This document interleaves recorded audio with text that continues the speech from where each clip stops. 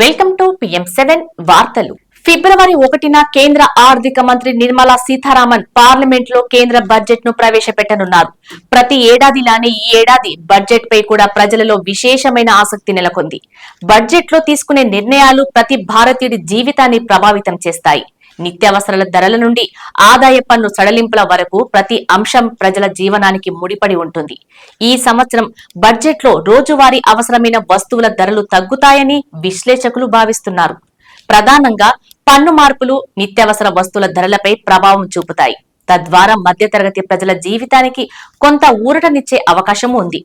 ప్రధానమంత్రి Narendra Modi digital India కార్యక్రమాన్ని ప్రోత్సహిస్తూ డిజిటల్ ఉత్పత్తుల వినియోగాన్ని పెంపొందించేందుకు విశేష కృషి చేస్తున్నారు.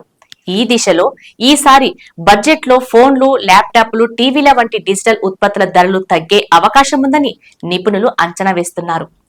ఎలక్ట్రానిక్ ఉత్పత్తుల తయారీకి అవసరమైన భాగాలపై దిగుమతి సుంకాలు తగ్గిస్తే ఎలక్ట్రానిక్ వస్తువుల ఖర్చులు తగ్గవచ్చు. దీనివల్ల మొబైల్ ఫోన్లు, స్మార్ట్ టీవీలు, ల్యాప్టాప్లు తక్కువ ధరలకు లభిస్తాయి అని అంటున్నారు. ఇందువల్ల డిజిటల్ ఇండియా లక్ష్యం మరింతగా చేరువవుతుంది. ఇక విద్యుత్ వాహనాల రంగానికి కేంద్ర ప్రభుత్వం పెద్దపీట వేస్తున్నందున ఈసారి విద్యుత్ వాహనాలపై పన్ను రాయితీలు లేదా మరింత ప్రోత్సాహకాలు అందించే అవకాశం ఉంది. ఇది ఈ రంగ అభివృద్ధికి దోహదపడగలదు. అంతేకాకుండా బడ్జెట్ నిర్ణయాలు ఆటోమొబైల్ రంగంపై కూడా ప్రభావం చూపవచ్చు. టెలికాం రంగంలో ప్రజల ఆశలు, మొబైల్ రీఛార్జ్ ప్లాన్ల ధరల పెరుగుదల ప్రస్తుతం ప్రజలకు పెద్ద సమస్యగా మారింది.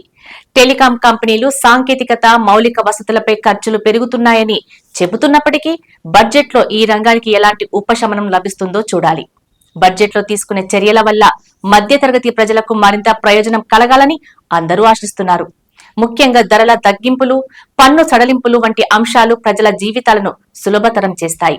డిజిటల్ ఉత్పత్తులు మరియు నిత్యావసర వస్తువుల ధరల తగ్గింపు ద్వారా ప్రజలు మరింత లాభం పొందే అవకాశం ఉంది.